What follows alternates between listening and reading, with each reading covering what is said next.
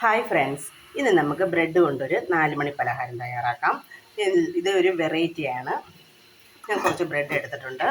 ഇതിനകത്തിലേക്ക് ഞാൻ ഒരു 2 തവി തൈരാണ് ഒഴിക്കുന്നത്, ഒട്ടും പുളിയില്ലാത്ത. പിന്നെ ഇതിനകത്തിലേക്ക് 1 സ്പൂൺ കടലപ്പൊടി, പിന്നെ ഇതിനകത്ത് കുറച്ച് മഞ്ഞൾപ്പൊടി, കുറച്ച് ഗരം മസാല, കുറച്ച് ഉപ്പ്, നമുക്ക് ആവശ്യത്തിനുള്ള ഉപ്പിട്ട് കൊടുക്കാം. പിന്നെ ഇതിനകത്തിലേക്ക് എരിക്ക് ആവശ്യമായി കുറച്ച് മുളക് പൊടി. ഇനി നമുക്ക് നല്ലതുപോലെ ഒന്ന് യോജിപ്പിച്ചെടുക്കാം.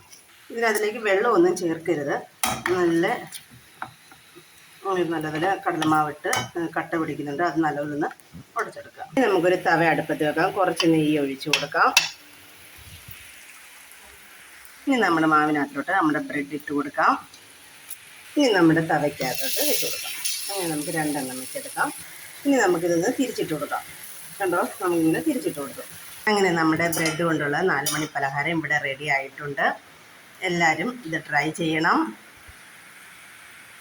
ഇഷ്ടമായ ലൈക്ക് ചെയ്യുക, സബ്സ്ക്രൈബ് ചെയ്യുക, ഷെയർ ചെയ്യുക, കമൻറ്റ് ചെയ്യുക.